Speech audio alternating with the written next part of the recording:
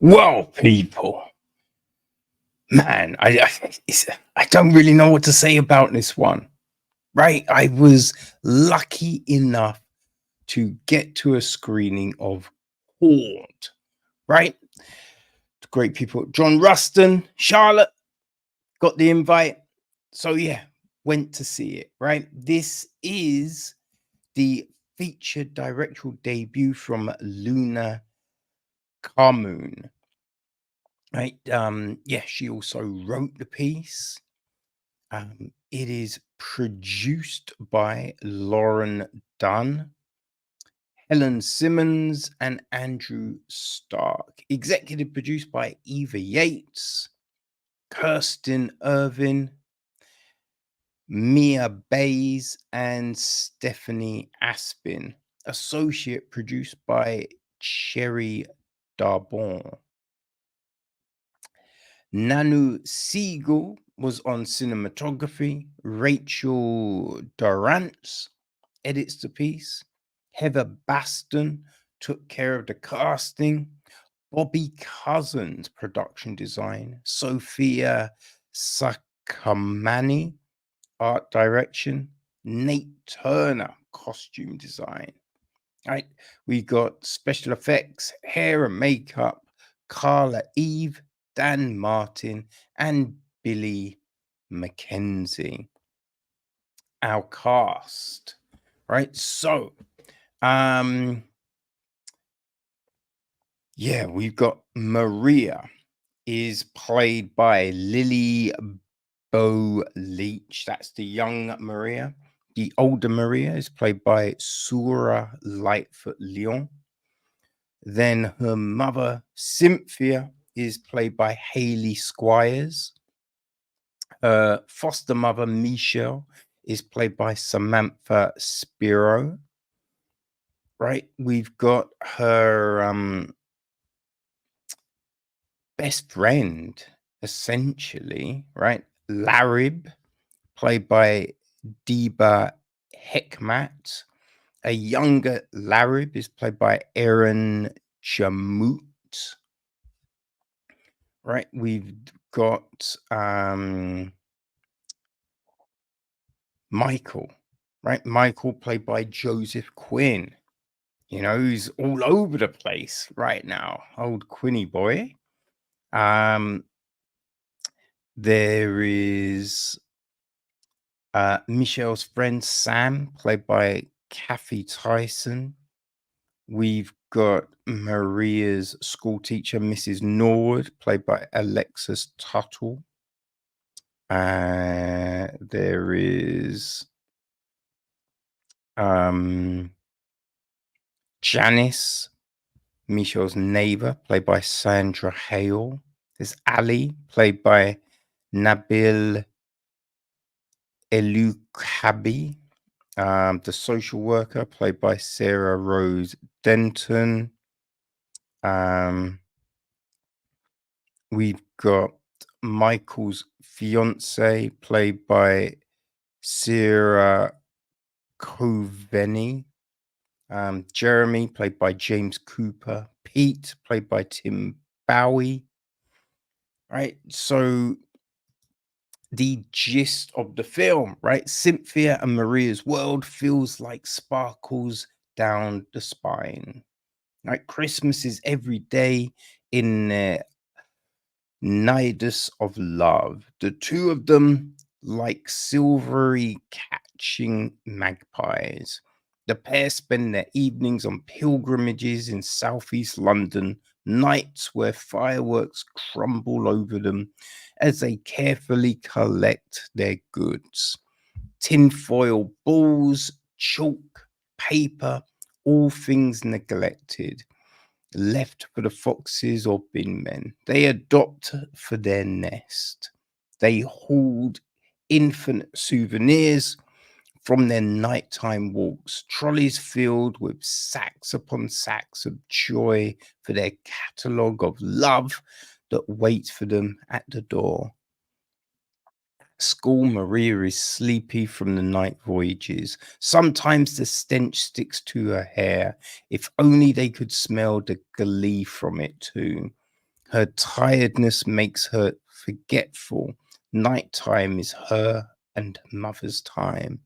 Maria's teachers and classmates make her aware for the first time of the forgiveness of her and mother's loving regime, and she begins to question it entirely one lost afternoon. After one night of disrupting their routines that ends in an accident, Maria knows in her belly that she wouldn't want it any other way.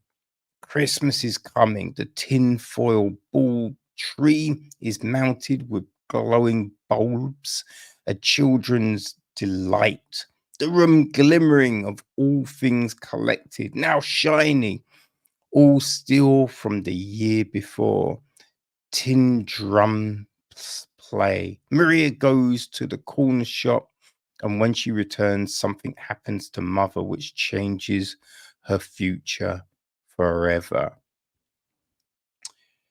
Maria's last day of school, she walks waved home with her best friend of 10 years, Larib. As she arrives home at the top stairs, waiting are two bare feet, a tall, odd man, a stranger who has familiar scent of trauma, a childhood pain, a Gemini of knowing stings. His name is Michael, and he has come to stay. The following days are slow and strange, full of leavings and returnings, a homecoming. The two become intertwined as present is ruptured. Michael with Maria, Maria with the past, pilgrims. But for Maria, the holding had just begun. Nighttime becomes hers once more, rowing in it endlessly. Finding new objects to treasure, Maria descends into madness, and it's soon clear that she is hiding a much bigger secret, one that is both inexplicable and shocking. So, yeah, this film was, man, it was crazy. It was crazy good. It's crazy good. We've got a note from our director, right? It reads, memory is the mother of all muses. MMXX a year. I travelled more in my sleep. The stream of limbo ran unto us all. We all rode in it with utter uncertainty, backstroking into the unknown, strange endrils. I was welcomed back into the staff room of my brain. Weren't we all flicking through the filing cabinets of memories, folders of sweet shimmers, N of grieving triggers, and as my small smell disappeared for almost good, I tasted the nodes of these past times. I'm chasing a lot of white whales, and perhaps hard was my whale fall, a compulsion like Maria to magnify and mimic peppered parts of my past to survive, master and magnify them. When you think of the invisible, you never know, you might just be right by hook, by crook. Now, this film is, oh, there's this beauty to it, right? There's this charm. Like at the beginning, we have a voiceover. It's Maria, the older Maria talking, and there's this spinning kind of frame. Now, as it goes, you realize it's a shopping trolley, right? So then we've got mother and daughter, Cynthia and Maria, and they're going on this trip, right? They're treasure hunting. And you can tell, like, they're going through bins. At first, you think, are they homeless? Right? Then you realize they're not homeless, right? They're just, yeah, going, finding things, right? So you think, oh, they're not affluent, right? But through all of these moments we share with mother and daughter, it's for the most part filled of joy and happiness. Right? There's not an acknowledgement of anything being odd, anything being wrong or untoward, right? They're not different. This is just them. This is just the way that they do things, the way that they enjoy life and share their love for each other, which is magical, right? There's a song for most things, like eating dinner off a tray, right? There's a song for other things, for bath time, for sleep, for just all of these different things. There's a pantomime, right? A performance, right? Something to you know pronounce what you're about to do, how you're about to share this moment, right? So it's just like, okay, right. But this cannot end well, right? This cannot end well. And yeah, something happens. Something happens, right? So we then jump forward in time. I imagine we jump forward because I don't know, when we first meet Marie, like, you wonder how old she is. Like, maybe, I don't know, like 8 or something like that, maybe. I'm not quite sure. It's hard to tell with little kids. But we've jumped forward at least 5 years, if not more, right? But she's just about to leave school, so I think she's 17, 16, 17 now. And things have changed, right? She's with a foster, she's with Michelle, foster carer. Um, and life is different, but she seems happy. Like, she's got her best friend Larib, right? They're just playing, joking, laughing, singing, dancing, enjoying themselves. She's looks like she's got a great relationship with Michelle. So all of these things, it just seems like, her situation is changed, but she hasn't been affected too much. But has she? Right? Because it's all surface, right? There's things underneath, right? That you start to realize, and I think all the way through, you can tell she's has this deep-seated anxiety, right? But it just doesn't always come out. There's a part at the very start, right, where she says to her mum, "I'm ashamed of us." And she mentions some of the things, right? But then she's like, you know what? I didn't really mean that. I didn't really mean that. Right. And so later on, I think when she had a mum, there was this different kind of outlet, right? The nighttime adventures and all of this kind of thing. There's this different outlet for that anxiety. Now, though, it's not really, because our mum was fiercely protective of her, and always trying to do things to just bring her joy. Right? Michelle loves, you can tell Michelle loves her. And again, will do anything for her, but it's just a different kind of relationship. And we see that. We clearly see it.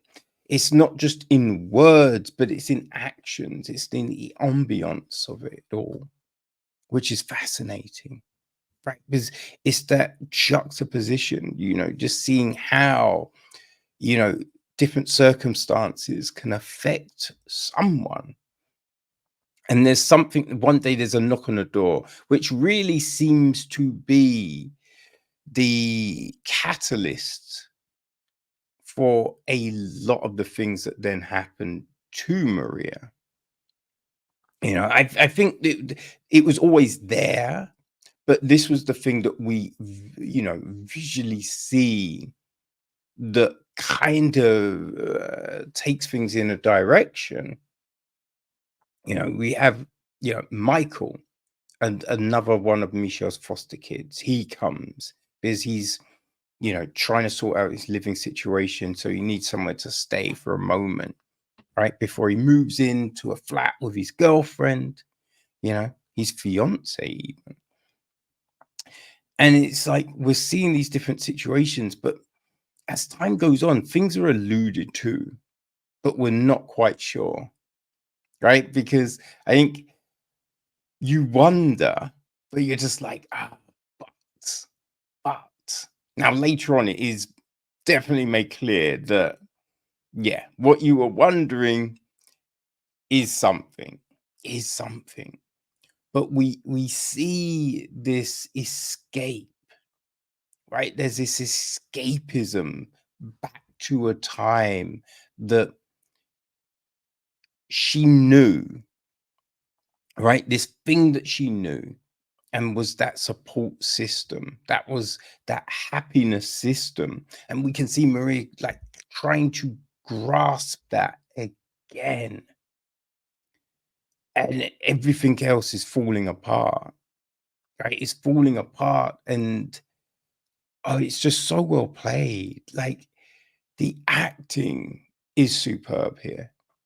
It's superb because we see the nuances of these relationships, right? You see the love, but it's this different type of love. It's all there, you know? And we see the pain, we see the trauma. Oh, we see the trauma, right? And it just, it's so affecting, right? The bit where, she says, I'm ashamed of us. Oh, it just cuts deep, man. And there's another bit, right? Where it's like, oh God, what is it? It's like grief will take you down if you let it. And, this film, it's about love, right? It's about connection, and it's also about grief and just navigating all of those things.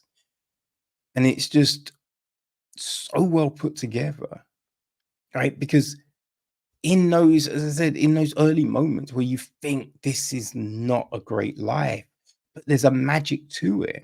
And in the way it is shown to us, right? In the way Luna visualizes it, there is a magic to it. Now, it becomes a bit more grounded when we do this jump forward, but then we can see Maria trying to grasp that magic again.